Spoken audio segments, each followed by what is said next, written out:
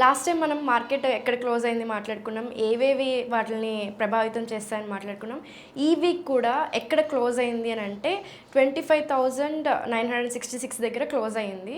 So మనం చెప్పుకున్న దానికంటే కొంచెం ఇంకా తక్కువకే పడిపోయిందని అనుకోవచ్చు. ఎందుకు అలా పడిపోవాల్సి వచ్చింది, ఇంకా ఏవేవి కారణాలు అయ్యాయి ఒకసారి చెప్తారా? Yeah sure. So first of all market పైకి వెళ్తుందా కిందకి వెళ్తుందా అనే ప్రెడిక్షన్కి వెళ్ళే ముందు పైకి మూవ్ అవ్వడానికి పుష్ చేయడానికి ఫ్యాక్టర్స్ ఏమున్నాయి, కిందకి లాగడానికి ఫ్యాక్టర్స్ ఏమున్నాయి, అది డిస్కస్ చేసుకుందాం. సో ఫస్ట్లీ పైకి పుష్ అవ్వడానికి ఫ్యాక్టర్స్ ప్రైమరీగా చూస్తే at the moment 4 major factors ఉన్నాయండి. నంబర్ 1 అన్నిటికంటే బాగా ఇంపాక్ట్ చేస్తుంది ఏంటంటే యూఎస్లో వడ్డీ రేట్లు తగ్గిస్తున్నారు. యూఎస్లో వడ్డీ రేట్లు తగ్గిస్తే దాని ప్రభావం ఇండియా మీద ఎందుకు అని అంటే మీకు ఎప్పుడైనా సరే ఇండియన్ మార్కెట్స్లో బిగ్గెస్ట్ ప్లేయర్స్ ఎఫ్ఐఐస్, డిఐఎస్. ఈ ఎఫ్ఐఐస్ అందరూ ఫారెన్ ఇన్వెస్టర్స్ అందరూ కూడా అమెరికా వాళ్ళే. సో వాళ్ళకి అక్కడ వడ్డీ రేట్లు తగ్గించినప్పుడు ఏమవుతుందంటే వాళ్ళకి బారో చేసుకోవడం కాస్ట్ తగ్గిపోతుంది. సో తక్కువ రేట్కే వాళ్ళు లోన్స్ తీసుకొని ఆ మనీని ఇండియా మీద ఇన్వెస్ట్ చేస్తారు.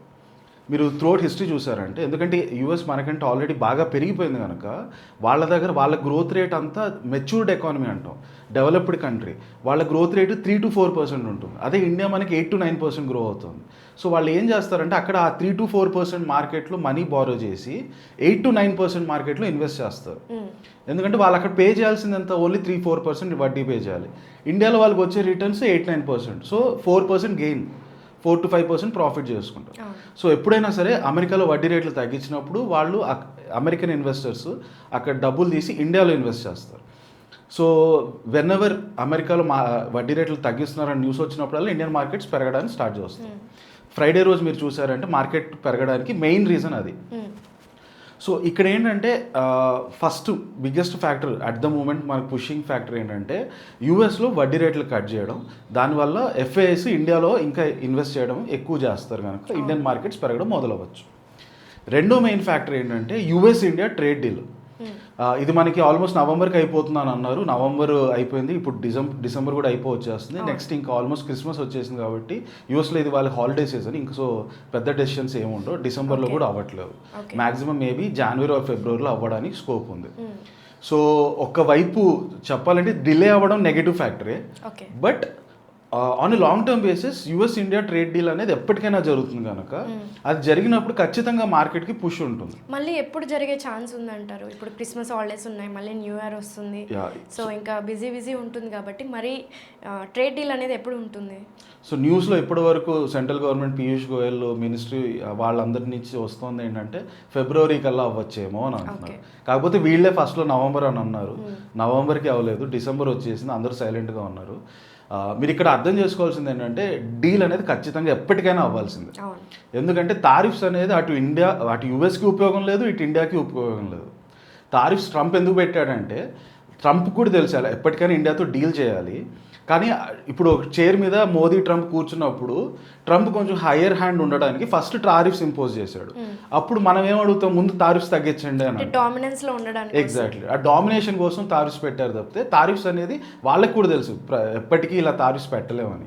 ఎందుకంటే దానివల్ల వాళ్ళు నష్టపోతారు, ప్రైజెస్ అన్నీ పెరిగిపోవడం వల్ల యూఎస్లో కన్జ్యూమర్స్ అందరూ నష్టపోతారు. సో డీల్ ఖచ్చితంగా అవుతుంది, మేబీ ఫిబ్రవరికి వల్ల అవ్వచ్చేమో. అంటే ఒకవేళ డీల్ క్లోజ్ అయితే ఎంత రేట్కి క్లోజ్ అవ్వచ్చు అనుకుంటారు? ఫైనల్లీ మేబీ 10 to 15% టారిఫ్స్గా వచ్చేస్తాయి. కాకపోతే అక్కడే మనకి అందరికంటే హైయెస్ట్ 50 దాకా వచ్చేసింది కదా, దాని నుంచి అట్లీస్ట్ ఒక 20% అన్న తగ్గుతుంది. డెఫినెట్ 50 నుంచి 25 అనేది మినిమం కట్ అవుతుంది. 50 అనేది it's like penalizing thing, that is not a sustainable rate. 25% అనేది మినిమం కట్ చేస్తారు. 25 కింద ఎంత తగ్గుతుంది అనేది ఇంకా నెగోషియేషన్ టేబుల్ మీద ఉంటుంది. మోస్ట్ లైక్లీ 10 to 15% రేంజ్కి రావచ్చు. అండ్ ఇక్కడ ఏంటంటే వాళ్ళు అమెరికా బెనిఫిట్ ఎలా చూస్తారంటే వాళ్ళకి 15% 20%తో తేడా పడదు. వాళ్ళు సెక్టార్స్ని ఓపెన్ చేయమంటారు. ఫర్ ఎగ్జాంపుల్ టెస్లా కార్స్ ఉన్నాయి, టెస్లా కార్స్ని ఇండియాలో ఎక్కువగా అమ్ముడుపోయేలా స్కోప్ పెంచడానికి చూస్తారు. సో యూఎస్ నుంచి కార్స్ ఇంపోర్ట్ చేయడానికి డ్యూటీస్ తగ్గించండి, అలాంటి బెనిఫిట్స్ కోసం చూస్తారు. వాళ్ళకి టారిఫ్స్ 10% వల్ల 15% వల్ల పెద్ద తేడా ఉండదు అనమాట. అది కేవలం నెగోషియేషన్ టేబుల్ మీద ప్రొడక్షన్ పెంచడానికి కోసం చేస్తున్నారు. రైట్. సో ఏ సెక్టర్స్ అమెరికన్ అగ్రికల్చర్ ప్రోడక్ట్స్ని ఇక్కడ మన దగ్గర ఇండియాలో మనుషులు వెళ్ళి వ్యవసాయం చేసి ప్రొడ్యూస్ చేస్తారు, అమెరికాలో మెషిన్స్ చేస్తాయి, వాళ్ళకి ఇంకా ప్రొడక్టివిటీ ఎక్కువ ఉంటుంది. సో అవన్నీ ఇండియాలో అమ్మడానికి స్కోప్ పెంచండి అని అంటాం. ప్రస్తుతానికి మన వాళ్ళు అలో చేయరు, ఎందుకంటే మీరు అవన్నీ తీసుకొచ్చేసారంటే ఇక్కడ మన ఫార్మర్స్ అంతా ఇబ్బంది పడతారు. అసలు ఇండియా అంటేనే అగ్రికల్చర్ కంట్రీ, రైట్. సో ఆ రకంగా వాళ్ళు బెనిఫిట్ పొందాలని చూస్తారు. వాళ్ళకి 10% 15-25 దాని మీద పెద్ద ఫరక్ పడదు. ఇవన్నీ జస్ట్ వాళ్ళకి నెగోషియేషన్. 50 పెట్టేశాం కదా, దాన్ని ఇండియా వాళ్ళు మనకి తగ్గించమని అడుగుతారు. తగ్గించాలంటే మాకు ఇది ఓపెన్ చేయండి అని అడుగుతాం. సో ఆ నెగోషియేషన్ జరుగుతుంది. అంతకు మించి తారీఫ్ పర్సంటేజ్ వల్ల పెద్ద ఇదేం లేదు. సో ఆ డీల్స్ వల్ల మనకి ఏమైనా మార్కెట్ చేంజ్ ఉండొచ్చు అంటారా? సో ఇప్పుడు స్టాక్ మార్కెట్కి వచ్చారంటే డీల్స్ వల్ల ఒకసారి ఎప్పుడైతే ఈ డీల్స్ తీసేస్తారో, మీరు చూసారంటే మనకి జూలై ఎండింగ్కి యూఎస్ ఇండియా మీద ఈ 50% తారీఫ్ స్టార్ట్ చేసింది. అప్పుడు ఇండియా నుంచి అమెరికాకి ఏవేవైతే ఎక్స్పోర్ట్స్ చేస్తారో వాళ్ళు ఆ స్టాక్స్ అన్నీ బాగా కరెక్ట్ అయ్యాయి, రైట్. అవన్నీ ఇంకా కరెక్షన్ మోడ్లోనే ఉన్నాయి, డౌన్ అయిపోయి ఆ డౌన్ లెవెల్లో ఉన్నాయి. అవన్నీ రికవర్ అవ్వడం స్టార్ట్ అవుతాయి అండ్ వెరీ ఫాస్ట్గా రికవర్ అయిపోతాయి. ఎప్పుడైతే డీల్ ఫైనలైజ్ అయిపోద్దో అందరికీ క్లారిటీ వస్తుంది, ఓకే ఇప్పటి నుంచి ఈ కంపెనీ ప్రాఫిట్స్లో పెద్ద ప్రాబ్లమ్స్ రావు. జూలైలో మనం ఉన్నప్పుడు సడన్గా ప్రాఫిట్స్ తగ్గిపోయాయి, ఎందుకంటే అమెరికా తారీఫ్ పెట్టడం వల్ల. ఇప్పుడు తారీఫ్స్ తీసేస్తారు కనుక మళ్ళీ ప్రాఫిట్స్ బ్యాక్ టు నార్మల్ లెవెల్కి వచ్చేస్తాయి కనుక స్టాక్ ప్రైసెస్ అని ఇమీడియట్గా పికప్ అవడం చూస్తాం. అది 100% ఉంటుంది. And that it self can push the market beyond 27,000. అది లేకుండా మార్కెట్ 27,000 క్రాస్ చేయడం అనేది చాలా వెరీ లో ఛాన్సెస్. అయితే అట్ ద మూమెంట్ మనం చూసినప్పుడు ఫస్ట్ ఫ్యాక్టర్ ఏదైతే యూఎస్లో వడ్డీ రేట్లు తగ్గించడం, second factor US India trade deal, third and fourth factors రెండు మన లోకల్ ఫ్యాక్టర్స్. థర్డ్ ఫ్యాక్టర్ వచ్చి Q2 రిజల్ట్స్. కంపెనీస్ ప్రతి సంవత్సరం 4 quarters రిజల్ట్స్ అనౌన్స్ చేస్తారు కదా. Q2 రిజల్ట్స్ చూసారంటే మోస్ట్ ఆఫ్ ద సిగ్నల్ ఏంటంటే మార్కెట్లో ఒక బ్యాడ్ ఫేజ్ అనేది ఎండుకు వచ్చేసింది, ఇక్కడ నుంచి ప్రాఫిట్స్ పెరగడానికి స్కోప్ ఎక్కువ ఉంది అనేది చాలా క్లియర్గా ఉంది. అందరూ ఒప్పుకుంటారు కూడా. అది బ్రాడర్ కన్సెన్సస్ ఇప్పటి నుంచి ఇండియన్ మార్కెట్లో ఉన్న కంపెనీస్ ప్రాఫిట్స్ పెరగడానికి స్కోప్ ఎక్కువ ఉందని. సో అది positive factor. Fourth important factor వచ్చి మన ఇండియన్ వడ్డీ రేట్లే. ఆర్బీఐ మన రెపో రేట్స్ని బాగా తగ్గించింది, ఎందుకంటే మన ఇన్ఫ్లేషన్ బాగా తగ్గిపోవడం వల్ల ఆర్బీఐ మనకి రెపో రేట్స్ అన్ని కట్ చేసింది. రెపో రేట్స్ అన్ని కట్ చేశారనుకోండి, ఏమవుతుంది, కంపెనీ ఏవేవైతే అమ్ముతాయో వాటిలో కాస్ట్స్ ఏముంటాయి, అది ఏ ప్రోడక్ట్ అయితే అమ్ముతున్నారో దాని manufacturing cost, at the same time ఆ మ్యానుఫ్యాక్చరింగ్ చేయడానికి బ్యాంక్లో నుంచి వడ్డీ తీసుకొని వచ్చి ఉంటారు, దాని మీద వడ్డీ కట్టాలి. ఆర్బీఐ ఎప్పుడైతే ఇంట్రెస్ట్ రేట్స్ కట్ చేస్తుందో ఈ కంపెనీస్కి బ్యాంక్ కట్టాల్సిన వడ్డీ తగ్గిపోతుంది, దానివల్ల అల్టిమేట్గా వాళ్ళ ప్రాఫిట్స్ పెరుగుతాయి. అల్టిమేట్గా స్టాక్ మార్కెట్లో స్టాక్ ప్రైస్ అంటే నథింగ్ బట్ కంపెనీ ప్రాఫిట్స్. ఇది ప్రాఫిట్స్ పెరుగుతాయి కనుక మళ్ళీ స్టాక్స్ పెరగడానికి స్కోప్ ఉంది. సో ఈ 4 ఇంపార్టెంట్ ఫ్యాక్టర్స్ పాజిటివ్గా ఉన్నాయి మార్కెట్ని పుష్ చేయడానికి. మరి అంటే ఇప్పుడు మీరు 4 ఫ్యాక్టర్స్ చెప్పారు ఇంక్రీజ్ అవ్వడానికి మార్కెట్, మరి ఏమైనా తగ్గే ఛాన్సెస్ ఉన్నాయా? ఆ తగ్గేవి ఏ రీజన్స్ వల్ల తగ్గుతుంది అంటారు? సో ఈ 4 ఫ్యాక్టర్స్ అయితే అట్ ద మూమెంట్ పైకి పుష్ చేయడానికి ఉన్నాయి.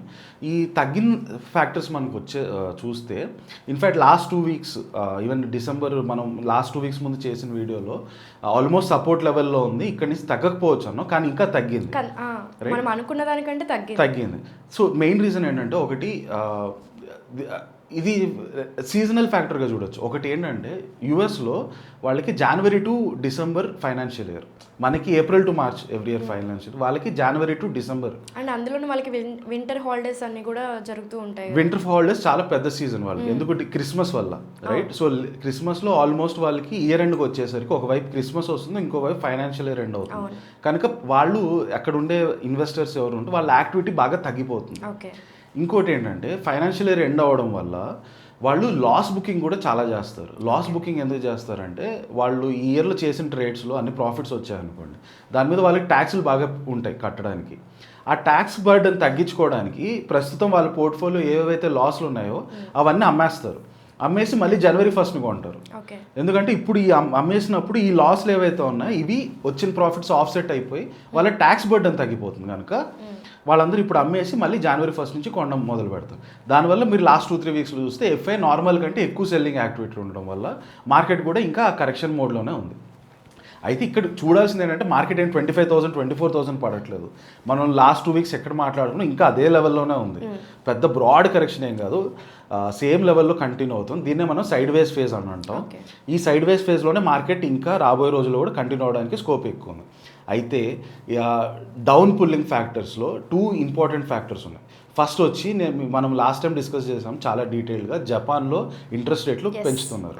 రైట్, జస్ట్ 2 days ముందు 0.75% తీసుకొచ్చారు. 0 ఉండేది లాస్ట్ 30 yearsగా 0%లో ఉండేది, 0.75%. After 1995 for the first time జపాన్లో వడ్డీ రేట్లు 0.75% పెరిగాయి. సో ఆ పెరగడం ఎప్పుడైతే ఉంటుందో మార్కెట్ ముందుగానే ఇది ఆల్రెడీ కన్సిడర్ చేసింది జపాన్లో పెరుగుతుందని. ఒకవేళ జపాన్ కనుక మొన్న 1% సడన్గా పెంచేశారు అనుకోండి, డెఫినెట్లీ మార్కెట్లో క్రాష్ చూసుండేవాళ్ళు. క్రాష్ అని మేబీ ఒక 500,000 points తగ్గడం. కానీ 0.75% ఆల్రెడీ ఎక్స్పెక్ట్ చేశారు కాబట్టి ఆల్రెడీ మార్కెట్ దానికి ఆల్రెడీ ప్రిపేర్డ్గా ఉండింది కనుక పెద్ద దానివల్ల ఎఫెక్ట్ కాలేదు. అయితే any time in future Japan కనుక సడన్గా ఈ రేట్లు పెంచడం అనేది ఫాస్ట్ చేశారంటే, అంటే 0.75 నుంచి 1.25 చాలా ఫాస్ట్గా పెంచుకుంటూ వెళ్ళారంటే దట్ ప్రభావం మార్కెట్ మీద చాలా స్ట్రాంగ్గా ఉంటుంది. అంటే అక్కడ ఇన్ఫ్లేషన్ స్టార్ట్ అయితే అనుకోవచ్చు. ఆల్రెడీ స్టార్ట్ అయిపోయింది, ఇన్ఫ్లేషన్ ఆల్రెడీ స్టార్ట్ అయిపోయింది. ఆ ఇన్ఫ్లేషన్ని కౌంటర్ చేయడానికే వాళ్ళు ఇంట్రెస్ట్ రేట్లు పెంచుతున్నారు. 0% ఉండేది, 30 yearsగా 0% ఉండేది. అంటే మన హోల్ లైఫ్ టైం చెప్పాలంటే రైట్, 30 yearsగా 0% ఉండేది. ఫైనల్గా ఇప్పుడు 0.75, very likely it will go to 1.25. అది ఎంత స్పీడ్గా వెళ్తుంది అనేది ఇంపార్టెంట్. వాళ్ళు చాలా ఫాస్ట్గా పెంచుకుంటూ వెళ్ళారంటే మన మార్కెట్ ఇంపాక్ట్ ఎక్కువ ఉంటుంది కిందకి రావడానికి. గ్రాడ్యువల్గా చేసుకుంటూ వెళ్ళారంటే దాని ప్రభావం కొంచెం తక్కువ ఉండొచ్చు. Right, so negative factors, first important factor జపాన్లో వడ్డీ రేట్లు పెంచడం. సెకండ్ ఇంపార్టెంట్ ఫ్యాక్టర్ మీరు చూస్తే ఇది కూడా మనం లాస్ట్ టైం బాగా డిస్కస్ చేసాం, యూఎస్లో ఏఐ బబుల్. యూఎస్లో ఏఐ టెక్ వాల్యుయేషన్స్ అనేది ఇంకా హైగానే ఉంది. ఆ ఫ్యాక్టర్ ఇంకా మార్కెట్లో చాలా స్ట్రాంగ్గా ఉంది. జస్ట్ బికాస్ నేను లాస్ట్ వీడియోలో చెప్పాను కదా ఇమ్మీడియట్గా క్రాష్ కాలేదు కదా అంటే ఆ ఫ్యాక్టర్ ఎక్కడికి పోలేదు. Within 6 to 8 months time there will be significant correction in Indian market as well. దానికి మెయిన్ ఫ్యాక్టర్స్ ఈ రెండో అవుతాయి, యూఎస్లో ఏఐ బబుల్ ఒకటి, జపాన్లో ఈల్డ్స్ ఒకటి. అయితే ఇది మీకు ఎలా అంటే ఈరోజు చెప్పాను కదా అని చెప్పి రేపు మార్నింగే క్రాష్ అవ్వదు. These 2 factors will take time and అవి మీకు over a period of 6 months to 8 months definitely వాటి ఇంపాక్ట్ చాలా స్ట్రాంగ్గా కనిపిస్తుంది. సో డౌన్ సైడ్ ఫ్యాక్టర్స్ ఈ రెండు ఉన్నాయి. ఇప్పుడు ఫైనల్గా నెక్స్ట్ వీక్, రాబోయే వీక్ 2-3 weeks ఏమవుతుంది అని అంటే డౌన్ సైడ్ ఫ్యాక్టర్స్ ఏవైతే ఉన్నాయో వాటి ప్రభావం కొంచెం స్లోగా వస్తుంది, కానీ పాజిటివ్గా ఉన్న ఫ్యాక్టర్స్ ఇమ్మీడియట్గా వస్తుంది. ఆ పాజిటివ్గా ఉన్న వాటిలో మోస్ట్ ఇంపార్టెంట్ ఫ్యాక్టర్ యూఎస్లో వడ్డీ రేట్లు తగ్గించడం. జస్ట్ 2 days ముందు తగ్గించారు కనుక దీని ప్రభావమే నెక్స్ట్ రాబోయే 2 వారాల్లో ఉండడానికి స్కోప్ ఎక్కువ ఉంది. అట్ ద సేమ్ టైం మీరు టెక్నికల్ చార్ట్స్ చూస్తే market is almost at it support level. Right, ఒక 6 to 8 months డౌన్ ట్రెండ్ లైన్కి కనుక మనం డ్రా చేస్తే ఆ సపోర్ట్ లెవెల్ నుంచి 26,500 రీచ్ అవ్వడానికి స్కోప్ చాలా ఎక్కువ ఉంది. So my prediction in the next 3 to 4 weeks, ఎగ్జాక్ట్గా నెక్స్ట్ వీక్ అని చెప్పను, నెక్స్ట్ 3 to 4 weeksలో మార్కెట్ క్యాన్ డెఫినెట్లీ టచ్ 26,500. కానీ 26,500 తర్వాత మళ్ళీ 27-28 ఫాస్ట్గా వెళ్ళదు. ఈ సైడ్ వేస్ ట్రెండ్లో 26,500 టచ్ అయ్యి మళ్ళీ అక్కడి నుంచి 26 తగ్గి మళ్ళీ 26,500 టచ్ ఈ సైడ్ వేస్ ట్రెండ్లోనే మార్కెట్ వెళ్తూ ఉంటుంది. సో న్యూ ఇయర్లో మనం 27 టచ్ చేసే ఛాన్స్ ఉందంటారా? సో 27 టచ్ అవ్వడానికి మన 4 ఫ్యాక్టర్స్ ఏవైతే డిస్కస్ చేసామో దాంట్లో సెకండ్ ఫ్యాక్టర్ చాలా important, US India trade deal. అది కనుక పాజిటివ్ న్యూస్ ఏమన్నా వస్తే యుఎస్ ఇండియా ట్రేడ్ డీల్ అయిపోతుంది, ఇంకా ఫెబ్కి టైం పడుతుంది కాబట్టి చెప్పలేము. So US India trade deal అనేది that will be the biggest factor. Or else US కనుక ఫస్ట్ ఫ్యాక్టర్ ఏదైతే డిస్కస్ చేసాం వడ్డీ రేట్లు తగ్గించడం కొంచెం అగ్రెసివ్గా తగ్గించింది అనుకోండి, అంటే మనం 25 basis points తగ్గించారు, 50 basis points కట్ చేస్తున్నాం అలాంటి న్యూస్ ఏమైనా వస్తే that can push the market again to 27,000. So 27,000 వెళ్ళడానికి రెండింటికి కూడా మన లోకల్ ఫ్యాక్టర్స్ కంటే ఇంటర్నేషనల్ ఫ్యాక్టర్స్ ఎస్పెషల్లీ అమెరికానే ప్రభావం ఎక్కువ ఉంటుంది. సో ఇవంతా గ్లోబల్ మార్కెట్ అనుకోవచ్చు. మనకి ఇండియన్ మార్కెట్లో ఏమన్నా స్లైట్లీ చేంజెస్ ఏమైనా కనిపిస్తాయంటారా? సో ఇండియన్ మార్కెట్ ఫండమెంటల్స్ ప్రకారం చూస్తే కంపెనీస్ Q2 రిజల్ట్స్ ఏవైతే వచ్చాయో they are clearly showing that is the bottom, they have hit a bottom. అక్కడి నుంచి పైకి వెళ్ళడానికే మ్యాక్సిమం స్కోప్ ఉందండి. ఇన్ఫ్యాక్ట్ మీరు మన GDP growth rate although extraordinary ఏం కాదు వచ్చింది 8 to 9% మధ్యలో ఉన్నది. It's a very good indication that markets are recovering. ఫండమెంటల్స్గా మన కంపెనీస్ వాటి ప్రాఫిట్స్ రాబోయే రోజులు పెరగడానికే స్కోప్ ఎక్కువ ఉంది. సో ఫండమెంటల్స్గా మనకి ఎలాంటి ప్రాబ్లం లేదు. టెక్నికల్గా చూసుకుంటే సో టెక్నికల్ కంటే ఇంపార్టెంట్ ఇక్కడ వాల్యుయేషన్స్.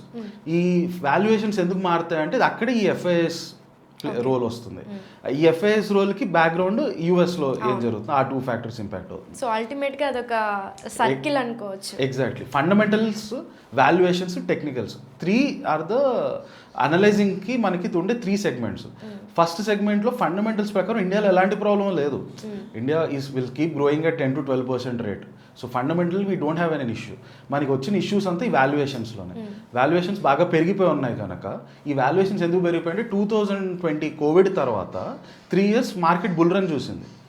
ఆ 3 yearsలో మంచి వాల్యుయేషన్స్ రీచ్ అయిపోయింది, చాలా హై వాల్యుయేషన్స్కి వచ్చేసింది. అంత హై వాల్యుయేషన్ వచ్చాక స్లో డౌన్ అనేది it's a very natural thing. ఎందుకంటే ఆ 3 years ఎందుకు అంత బాగా పెరిగిందంటే కోవిడ్ తర్వాత మన జీడిపి మీకు గుర్తుంటే 23% పడిపోయింది, -23% డ్రాస్టిక్గా ఫాలో అయింది. ఎందుకంటే బిజినెస్లన్నీ మూసేశారు. సో అంత డౌన్కి వెళ్ళిపోయి అక్కడి నుంచి రికవర్ అయ్యారు కనుక గ్రోత్ ఫాస్ట్గా ఉండింది. ఇప్పుడు ఆల్మోస్ట్ నార్మల్ లెవెల్కి వచ్చేసారు. ఇక్కడి నుంచి మళ్ళీ 15-20% గ్రోత్ ఉండదు మీకు. మ్యాక్సిమం 10 to 12% గ్రోత్ ఉంటుంది. ఈ వాల్యుయేషన్స్ ఎప్పుడైతే మనకి కోవిడ్ తర్వాత పెరిగిపోయాయో అవన్నీ కూడా 15-20% మైండ్లో పెట్టుకొని పెరిగాయి. ఎప్పుడైతే అది కంప్లీట్గా ఫుల్ అయిపోయింది, ఇక్కడ నుంచి ఇంక ఓన్లీ 10 to 12% అన్నప్పుడు ఆ వాల్యుయేషన్స్ కూడా స్లో అయిపోతుంది. అదే ఇప్పుడు మనం చూస్తున్నాం. ఎఫ్ఐఎస్ మోస్ట్ లైక్లీ వాల్యుయేషన్స్ని కూల్ ఆఫ్ చేయడంలోనే ఉంటారు. So I don't think 15-20% returns అయితే రావు.